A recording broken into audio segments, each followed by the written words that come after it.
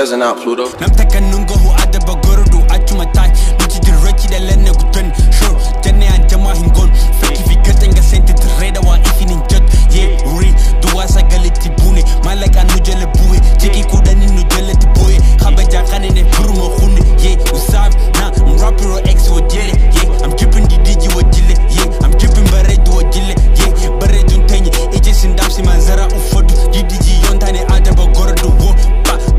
Samira barara namtaka nunga bula farajira namtaka nun arko lefti nun gesu malaka la fafn rapta gurguda khishake sa jer makhina shurgodi atina fit benzimo lambo je tenu tinkin hinkab du jo lendreti hey lalime ufata lalime makhina lalime jigime lalime jub taka filame hinjatu isin yarumo khunda hulanta nyabana welcome to sinjanan ajema gota biro te nyakisa maluma goda khiyan kun hatuda manara basa dubita kamale rakota kamale jo ledre mal boom enyi sinje e khabaja hinkaba enyi sinje e bareto hinkaba enyi sinje e walisu himbeha enyi sinje he kama hobe khan khadirta kamale lama hindebi abale jachu fa aida hinkabdu khotunu korsisi walati kab boom boom mrgafi bita hinge sandiri har kuma dadawa hina fa isa khonu jala dema menen bay honum jalala si basina okay dage oluma seni me fakira tai ni beta jolle du vasaga sadde torb shan ba anjama godin jolle tana wonti anjama gona banga mana sinu fa khabaja kan jof terasi boy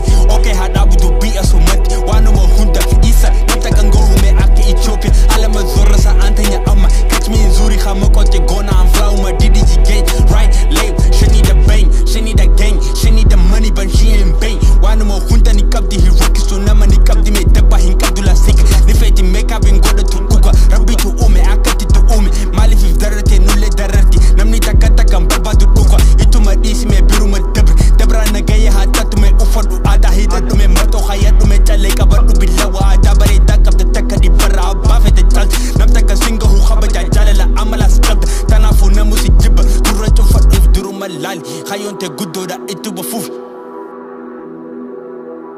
boy